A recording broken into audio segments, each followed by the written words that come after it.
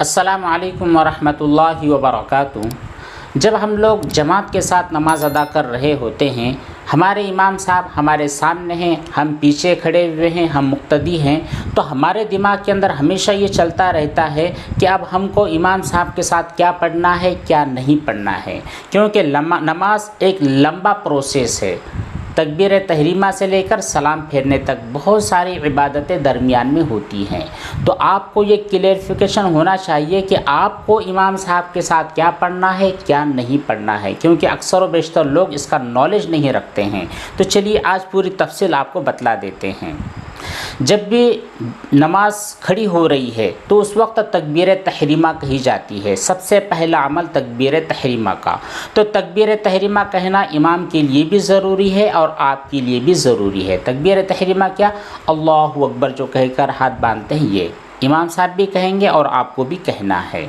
उसके बाद में जो दूसरा अमल होता है सना पढ़ने का, तो यह सना इमाम साहब भी पढ़ेंगे और आपको भी पढ़नी है।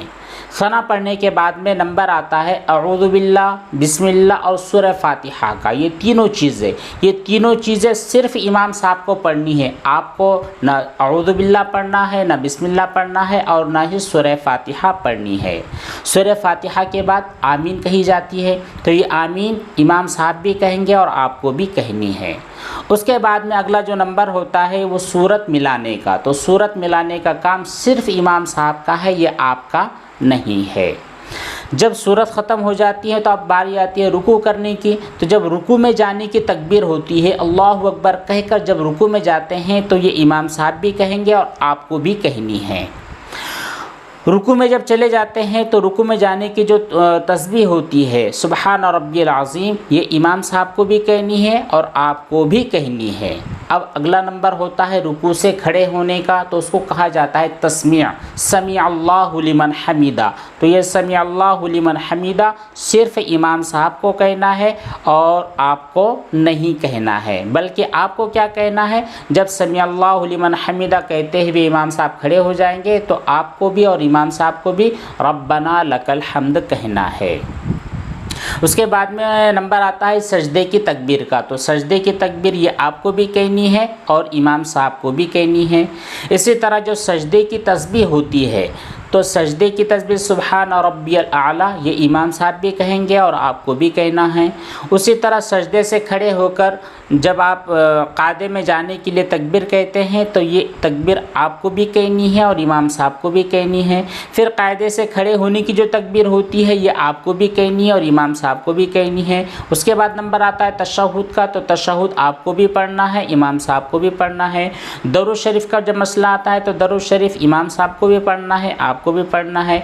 दुआए मासूरा यहाँ पर भी इमाम साहब पढ़ेंगे और आपको भी कहना है। और जब सलाम फेरने की जब बारी आती है अस्सलामु अलैकुम वरहमतुल्लाह, तो ये इमाम साहब भी कहेंगे और आपको भी कहना है। तो ये पूरी चीज़ें हो गई तकबीर तहरीमा से लेकर सलाम तक। यहाँ पर इमाम साहब पूरे काम करेंगे, उनके साथ आपको भी तमाम काम करने हैं सिवाय 3 कामों के।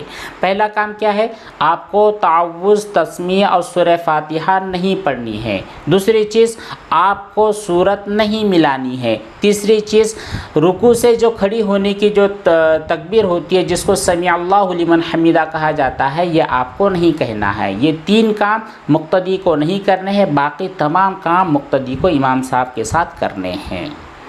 चलिए बढ़ते हम अपने सवालों और उनके जवाबात की तरफ। फातिमा ने सवाल किया है, सलाम पेश करती है और कहती है कि मुफ्ती साहब, हम जिस फ़र्श पर नापाक कपड़े धो रहे होते हैं, तो जब पूरे कपड़े धोने हो जाते हैं तो जाहिर सी बात है हमारे कपड़े भी पाक हो जाते हैं, तो वह फ़र्श भी पाक हो जाएगी या नहीं।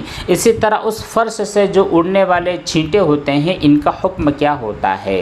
बिल्कुल फातिमा जी, जैसे ही आपके कपड़े पाक हो गए हैं तो कपड़ों की पाकी के साथ और उनकी धुलाई के साथ, उनके ऊपर पानी बहाने के साथ, उस ज़मीन के ऊपर भी जो पानी बहाया जाता है वो ज़मीन भी पाक हो जाती है। और जो उड़ने वाले छींटे हैं, इन छींटों का भी कोई मसला नहीं है। जाहिर सी बात है, जब ज़मीन पाक हो चुकी है तो आपके उड़ने वाले छींटे भी पाक ही है।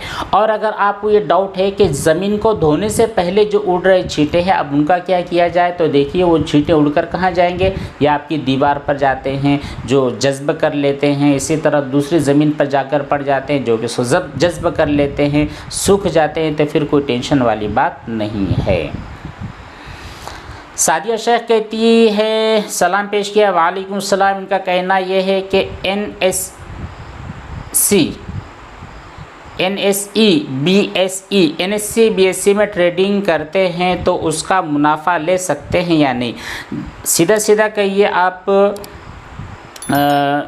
मार्केट में ट्रेडिंग करती हैं तो चाहे वो NSE BSE जो होता है वो स्टॉक एक्सचेंज है, ठीक है, वहाँ पर जो शेयर्स होते हैं उन शेयर के बारे में मसला पूछिए कि कौन से शेयर हलाल होते हैं, कौन से शेयर हराम होते हैं। बहरहाल NSE BSE के अंदर ट्रेडिंग की जा सकती है, उसके लिए बहुत सारे शराइत होते हैं। उन शराइत के बारे में हमने पहले भी एक दो रोज़ पहले कहा हुआ है कि कौन से जो उसूल होते हैं उन उसूलों को सामने रखते हुए आप ऑनलाइन ट्रेडिंग कर सकते हैं। जो शेयर हलाल होते हैं उनकी कमाई भी हलाल होती है, जो शेयर्स हराम होते हैं, जो कंपनियां हराम कारोबार करती हैं, उनके शेयर लेना भी आपके लिए जायज़ नहीं होता है, उसका मुनाफा भी आपके लिए हलाल नहीं होता है। R25, आप अपना नाम लिखे भाई। आपने सवाल किया है कि हज़रत अगर कपड़े पर मनी लग गई हो और उसे धोने के बाद कपड़े को सुखा लिया जाता है, सूखने के बाद हम देखते हैं कि उसमें मामूली सा धब्बा लगा हुआ है, तो अब उस कपड़े को नापाक समझेंगे या फिर क्या? नहीं जी, जब आपने उस नजासत को अच्छी तरह धोया है, मुकम्मल तौर पर नजासत के ख़ात्मे की आपने कोशिश की है, बाकायदा 3-4 मरतबा आपने धोया है, नजासत निकल गई है, आपको यकीन हो चुका है कि नजासत निकल गई है, लेकिन सूखने के बाद उस पर मामूली सा जो धब्बा नज़र आता है, जो एक मरतबा में ख़त्म नहीं होता, 2-3 मरतबा धोने के बाद में वो जो धब्बा है, वो जो मामूली सा हल्का सा जो निशान है, 2-3 मरतबा धोने के बाद में ही ख़त्म होता है, तो वो जो मामूली सा धब्बा बाकी है, ये धब्बा आपके कपड़े को नापाक नहीं रहने देगा, आपका कपड़ा पाक हो चुका है। मोहम्मद जी ने सलाम पेश किया, वालेकुम सलाम। कहते हैं कि अगर इमाम साहब असर की नमाज का पहला वाला कायदा न करते हुए तीसरे रकात के लिए सीधे खड़े हो जाते हैं, फिर पीछे के मुक्तदी लुक़मा देते हैं, फिर इमाम साहब वापस आकर बैठ जाते हैं, तो नमाज सही होगी या नहीं? देखिए मोहम्मद भाई, अगर ख़ुद आप इमाम हैं तो आपको ये कोशिश करनी चाहिए थी कि जब आप कादे उला भूल गए हैं और डायरेक्ट खड़े हो चुके हैं, तो मुक्तदियों ने अगर लुक़मा भी दिया है तब भी उनके लुक़मे को कबूल ना करते, आगे बढ़कर अपनी नमाज को मुकम्मल कर लेते। लेकिन चूंकि आप खड़े होने के करीब थे, वहाँ से आप रिटर्न होकर बैठे हैं, फिर आपने कायदा किया है, फिर अगली नमाज को मुकम्मल किया है, तो इस कंडीशन में आपके ऊपर या फिर आपकी नमाज के जो इमाम साहब थे उनके ऊपर सजदे सहव लाजिम है। अगर उन्होंने आखिर में सजदे सहव किया था तो नमाज मुकम्मल होगी, आखिर में सजदे सहव नहीं किया था तो नमाज मुकम्मल नहीं हुई है। मोहम्मद नौमान, देखिए इस तरह होना चाहिए भाई, जब आप सवाल करें तो अपना नाम भी तैयार कर दिए। इनकी देखिए आईडी बड़ी डिफ़िकल्ट आईडी है, लेकिन उन्होंने नाम नीचे लिख दिया है, तो ऐसा काम किया करें। मोहम्मद नौमान ने सवाल किया है कि अच्छा, हमारे गांव के अंदर हमारे एक पुराने जानने वाले आलिम साहब आए। हकीकत ये है कि वो सफ़र में हैं और हमारे यहाँ पर आने की वजह से उनकी सफ़र की मिक़दार 100 किलोमीटर से ज़्यादा थी। मतलब ये है कि वो मुसाफिर थे, लेकिन जुमा की नमाज में उन्होंने इमामत कर ली है, तो क्या जुमा की नमाज सही हो गई है या नहीं? हाँ नौमान भाई, देखिए जुमा की नमाज की इमामत मुसाफिर भी कर सकता है, ठीक है। अब वो 100 किलोमीटर के उनकी दूरी थी या 500 किलोमीटर की दूरी थी, कोई मसला नहीं है। वो मुसाफिर थे कि मुक़ीम थे, कोई मसला नहीं है, क्योंकि मुसाफिर जो होता है ये मुसाफिर जुमा की जमात भी करवा सकता है, यानी जुमा की नमाज की इमामत भी वो कर सकता है। कोई टेंशन की बात नहीं है, आपकी नमाज सही हो चुकी है, इमाम साहब की भी सही हो चुकी है, आपके यहाँ पर जितने लोग थे उन तमाम लोगों की नमाज़ें सही हो चुकी है। जाहिदा शेख कहती ये है, सलाम पेश करती है, वालेकुम सलाम। इनका कहना यह है कि फ़र्श पर अगर नापाक पानी फैल गया है तो फिर फ़र्श को किस तरह पाक करना होगा? जाहिदा, जिस फर्श पर जो आपका नापाक पानी फैल गया है ना, पहले काम आप ये करें कि उस पानी को आप जमा कर ले। कोई सूखा हुआ कपड़ा है या फिर आपके पास झाड़ू है या वाइपर है, उसके ज़रिए पानी को एक जगह जमा करके उसको ख़त्म कर दें। फिर एक मरतबा वहाँ पर पाक साफ़ पानी डालें। पाक साफ़ पानी डालने के बाद उसको झाड़ू से बाहर कर दे। अगर झाड़ू से दूर करने का कोई ऐसा आपके पास सिस्टम नहीं है तो फिर जो वाइपर है उस वाइपर के ज़रिए उसको साइड में कर लिए, या फिर कोई कपड़ा है तो उस कपड़े से उस पानी को जमा करके पोंछ दे। हो गया।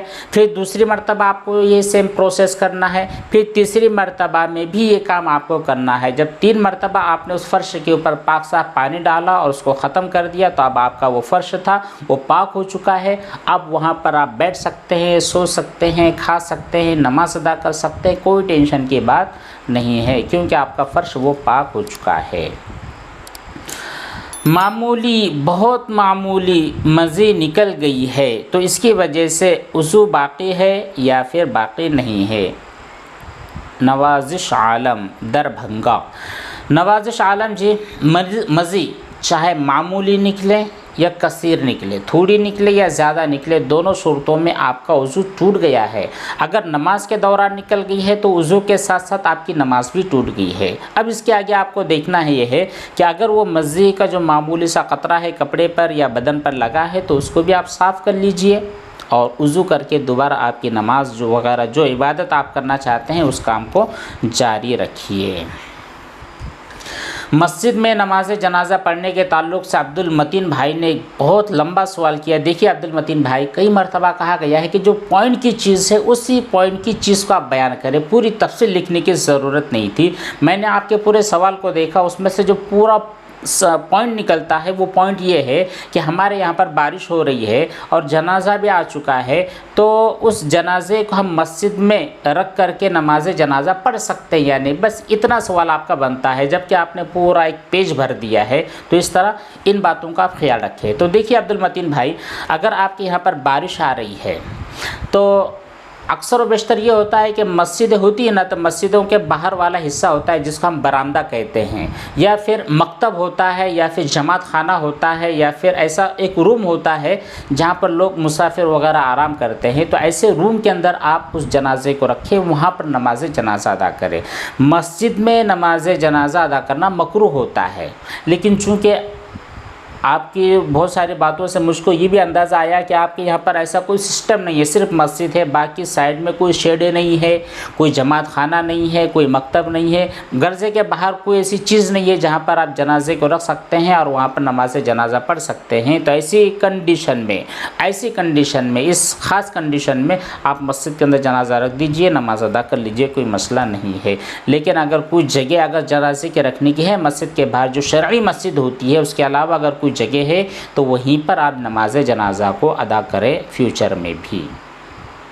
बस इतने सवालात, इनके अलावा और भी जो बहुत सारी चीज़ें इंशाअल्लाह उनके जवाबात अगली नशिस्त में, अगले मजलिस में उनके जवाबात दिए जाएंगे। अल्लाह तबारक तआला हम सबको अमल की तौफीक बख्शे। वस्सलामु अलैकुम व रहमतुल्लाहि व बरकातुहू।